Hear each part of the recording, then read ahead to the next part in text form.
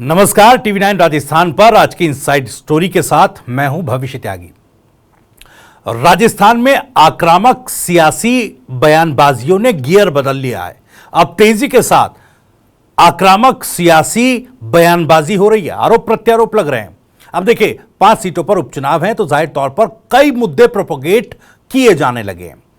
One state one election का मुद्दा हो, गहलोत सरकार में कथित फोन टैपिंग का मामला हो, इसके अलावा जनसंख्या नियंत्रण कानून को लेकर जिस तरह से बयानबाजी मंत्री और नेताओं की तरफ से आ रही है, उसमें कहीं ना कहीं माहौल पूरी तरह से दिख रहा है, या माहौल ये पूरी तरह से बन रहा है कि उपचुनाव आने वाला है। खैर, उपचुनाव की बात तो करेंगे बाद में, लेकिन आज बात इस आक्रामकता की, और इस आक्रामकता की परिधि में सबसे बड़ा नाम कौन सा है? सबसे बड़ा नाम है पीसीसी चीफ गोविंद सिंह डोटासरा का। आप देखिए, सड़क से लेकर सदन तक इस वक्त आप अगर गोविंद सिंह डोटासरा के बयानों को सुनेंगे तो आपको इतनी एग्रेसिवनेस उसमें नजर आएगी, ऐसा लगेगा कि विपक्ष में सबसे बड़े चेहरे गोविंद सिंह डोटासरा हैं। उनके बयानों को सदन में उनके वक्तव्यों को देख सुनकर, और सड़क पर उसके बाहर भी उनके बयानों को सुनकर उन्हें लाइटर मोड, कहीं टीकाराम जूली भी फोन करके उन्हें यह ना पूछ ले कि भाई नेता प्रतिपक्ष का पद तो मेरा है, आप आखिर इतने फायर क्यों हो रहे हो। दरअसल डोटासरा के इस आक्रामक अंदाज के पीछे एक बहुत बड़ी वजह है। विधानसभा चुनावों के वक्त भी डोटासरा, या उससे पहले चुनावी कैंपेन के वक्त डोटासरा इस लेवल तक एग्रेसिव नहीं थे, लेकिन एग्रेसिवनेस, या यूं कहें कि आक्रामक राजनीति और बयानबाजी का लेवल तो डोटासरा यहां तक लेकर आ गए हैं कि शिक्षा मंत्री मदन दिलावर सदन के भीतर उन्हें जेल भिजवाने की धमकी देते नजर आ रहे हैं। सुनिए जरा। डोटासरा साहब, आप रहने दीजिए। जेल की तैयारी करो गोविंद सिंह डोटासरा जी, जेल की तैयारी करो, जेल की। दोनों बैठिए, डोटासरा जी और माननीय मंत्री दोनों बैठिए। अब देखिए, जेल भिजवाने की धमकी डोटासरा के बयान पर, उनकी वक्तव्य पर शिक्षा मंत्री ने दे दी, लेकिन उसके बाद भी तेवर कम नहीं हुए। उन्होंने ए मंत्री कहते हुए संबोधित कर दिया और कहा कि आपके पास कोई स्पेशल पावर है क्या मंत्री? इस तरह की बयानबाजी, मतलब तेवर कहीं से कहीं तक नीचे नहीं आ रहे हैं। वो जो पारा चढ़ाकर रखा है गोविंद सिंह डोटासरा ने, वो वही है और धीरे धीरे उससे ऊपर बढ़ रहा है। सदन के बाहर भी देखिए, सरकार को घेरने में कोई कोर कसर नहीं छोड़ रहे हैं।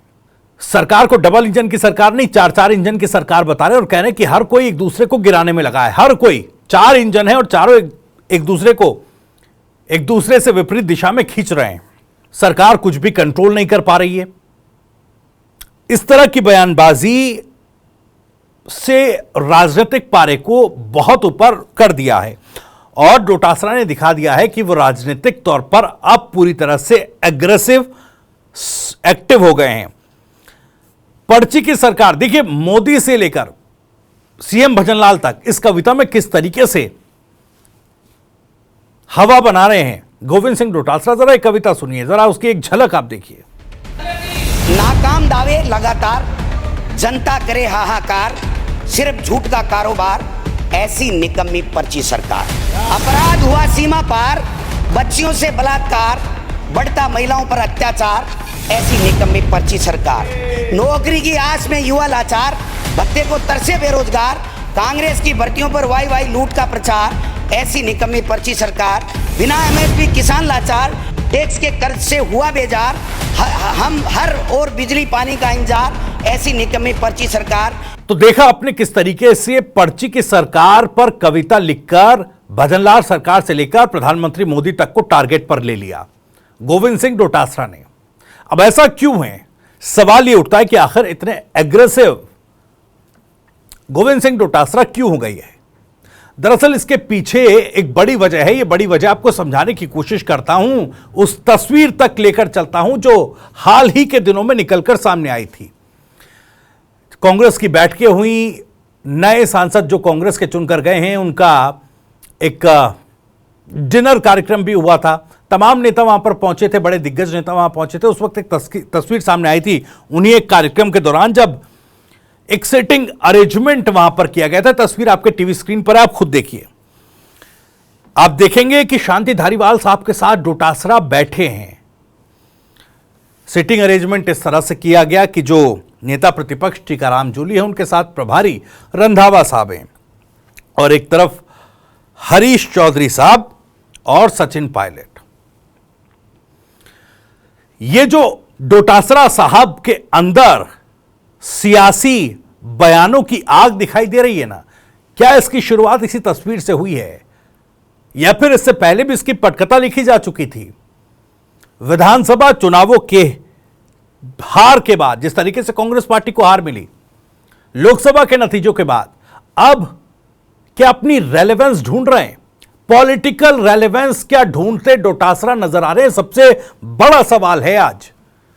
और आखिर क्यों जरूरत पड़ रही है गोविंद सिंह डोटासरा जो कि पीसीसी चीफ हैं, उनको अपनी राजनीतिक रेलेवेंस ढूंढने की? दरअसल आप सभी जानते हैं कि पॉलिटिक्स जो है वो रेलेवेंस का खेल। आपकी रेलेवेंस है तो आप बड़े नेता और आपकी रेलेवेंस खत्म हुई तो फिर राजनीति का खेल भी खत्म होता है।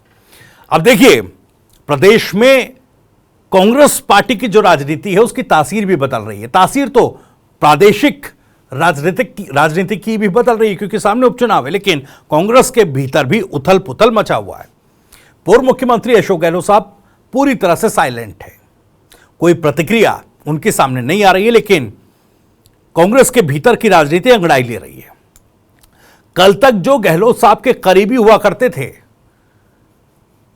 जो उनके समर्थक बताए जाते थे नेता कांग्रेस पार्टी के भीतर ही, या एक तरीके से कह लूं जो गहलोत साहब की कल तक चरण वंदना कर रहे थे, वो आज लव यू पायलट के नारे लगवा रहे हैं मंच से खड़े होकर। आप देखिए सवाई माधोपुर में दानिश अबरार ने किस तरीके से अपनी नाराजगी जो पायलट साहब में थी उनको लेकर वो किस तरीके से दूर किया और कैसे जिंदाबाद पायलट के नारे लगवाए। सुनिए जरा। और जो मन में नाराजगी है ना उसको अब दूर करता हूं। सचिन पायलट जिंदाबाद, सचिन पायलट जिंदाबाद, राजेश पायलट अमर रहे, राजेश पायलट। तो देखा आपने किस तरीके से जो खास गहलोत साहब के हुआ करते थे वो अब उनका दिल, उनका हृदय परिवर्तन होता दिख रहा है। अब इस हृदय परिवर्तन की वजह क्या है कि अब ऐसा माहौल बनने लगा है राजस्थान में कि अब तैयारी कांग्रेस पार्टी में सचिन पायलट 2028 की कर रहे हैं और गहलोत साहब पूरी तरह से बैकफुट पर जा चुके हैं। और उनके बैकफुट पर जाने के बाद सचिन पायलट सबसे बड़े कद के नेता के तौर पर उभरे हैं। अब अगर कांग्रेस पार्टी में राजनीति करनी है तो कहीं ना कहीं खुद को सचिन पायलट का करीबी दिखाना पड़ेगा। ये कांग्रेस नेता भी भली भांति समझने लगे हैं और इसी क्रम में देखिए दानिश अबरार का हृदय परिवर्तन हुआ। दूसरी तरफ डोटासरा साहब एग्रेसिव हो गए हैं। इसके पीछे दो वजह हैं। वजह यह कि वो कांग्रेस पार्टी के शीर्ष नेतृत्व को, आलाकमान को मैसेज देना चाहते हैं कि उनकी रेलेवेंस राजनीति में बनी हुई है और वो ये भी चाहते हैं अंदर खाने कि अध्यक्ष का जो पद है उस पर कोई आंच ना आए। जो अध्यक्षता राजस्थान कांग्रेस की मिली हुई है वो किसी तरह से बरकरार है, क्योंकि देखिए अगर यह पद रहता है गोविंद सिंह डोटासरा के पास तो ही उनकी रेलेवेंस राजनीति में बनी रहेगी। अब आप देखिए गहलोत साहब के वक्त किस तरीके से गहलोत साहब के करीबी नजर आते थे। सचिन पायलट से जो अदावत गहलोत साहब की राजनीतिक तौर पर चली आ रही थी उसका एक हिस्सा गोविंद सिंह डोटासरा भी बने थे। तो उस पूरे सिनेरियो को या फिर उस अदावत को जो एक कोलेट्रल डैमेज के तौर पर मिली है गोविंद सिंह डोटासरा साहब को, उसको खत्म कर देना चाहते हैं। वो पायलट के करीबी दिखने की कोशिश भी कर रहे हैं और कोशिश यह भी कर रहे हैं कि अध्यक्षता भी बच जाए। अब सियासी तासीर राजस्थान कांग्रेस में बदली है तो अपने अपने हथकंडे, अपने अपने सियासी तीर जरूर हर कोई चला रहा है। इसमें चाहे दानिश अबरार हो, कांग्रेस पार्टी के कोई और भी नेता। अब देखिए एक और मैं उदाहरण का जिक्र कर दूं, ये फोन टैपिंग वाला जो मामला राजस्थान में चल रहा है, आरोप प्रत्यारोप लग रहे हैं, गहलोत साहब को हर कोई घेर रहा है। कांग्रेस में भी घेराबंदी हो रही है। जिस तरीके से बैकफुट पर है अब उनको और ज्यादा बैकफुट पर धकेलने की कोशिश हो रही है। हरीश चौधरी साहब ने कह दिया है कि अगर इस तरह की कोई बात हुई थी तो वो अनैतिक है। और पायलट साहब के समर्थन में उन्होंने भी अपनी बात रख दी। उन्होंने कहा कि देखिए, पायलट साहब भविष्य बड़े नेता हैं, तमाम चीज़ें, इस तरह की बातें कही हैं पायलट साहब को लेकर। तो कहीं ना कहीं गहलोत साहब को बैकफुट पर धकेलने की कोशिश इस बयान के जरिए भी की गई। तो हर तरफ से गहलोत साहब की घेराबंदी है। पायलट साहब से हर कोई अब कनेक्ट बनाने के साथ साथ कनेक्ट दिखाने में भी लगा है। तो यही देखिए दो बड़ी वजह हैं, पार्टी में रेलेवेंस कैसे बनी रहे, अध्यक्षता का पद जो है वो कैसे उनके पास अभी आने वाले समय में बरकरार रहे, और पायलट के करीबी कैसे दिखा जा सके। तो कुल मिलाकर ये कोशिशें डोटासरा साहब की, वो ये संदेश हर तरफ दे देना चाहते हैं कि उनकी रेलेवेंस खत्म नहीं हुई है। गहलोत साहब बैकफुट पर गए हैं तो गोविंद डोटासरा को बैकफुट पर ना धकेला जाए।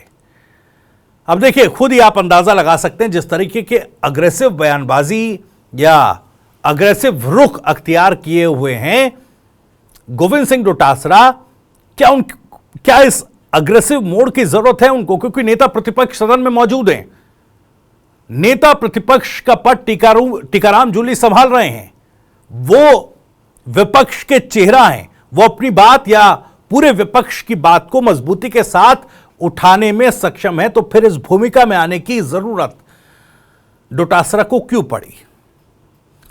जैसा हमने आपको बताया, रेलेवेंस खत्म तो नेता का वजूद खत्म, उसकी सियासी जमीन खत्म। बस उसी वजूद को बचाने की लड़ाई गोविंद सिंह डोटासरा अब लड़ते नजर आ रहे हैं। क्योंकि अगर अध्यक्ष पद गया तो महज लक्ष्मणगढ़ के विधायक के तौर पर वो रेलेवेंस कांग्रेस पार्टी के भीतर गोविंद सिंह डोटासरा की बच नहीं पाएगी, जिसमें वो बड़ी राजनीति का हिस्सा बन सकें, बड़ी राजनीति का हिस्सा रह सकें। अब उसी हिस्सेदारी के लिए एक नई लड़ाई गोविंद सिंह डोटासरा ने छेड़ दी है। अब समझने वाली बात यह है कि क्या वो अपने इस एग्रेसिव मोड से यह संकेत दिल्ली में बैठे आलाकमान तक पहुंचा पाएंगे, और क्या सचिन पायलट के कानों तक भी उनकी अनकही बात पहुंच जाएगी, या फिर जिस आक्रामक तेवर के लिफाफे में लपेटकर वो बात पायलट और आलाकमान तक पहुंचाना चाह रहे हैं, क्या वो आक्रामक तेवर वाला लिफाफा दिल्ली और सचिन पायलट के पते तक सही तरीके से पहुंच पाएगा या नहीं?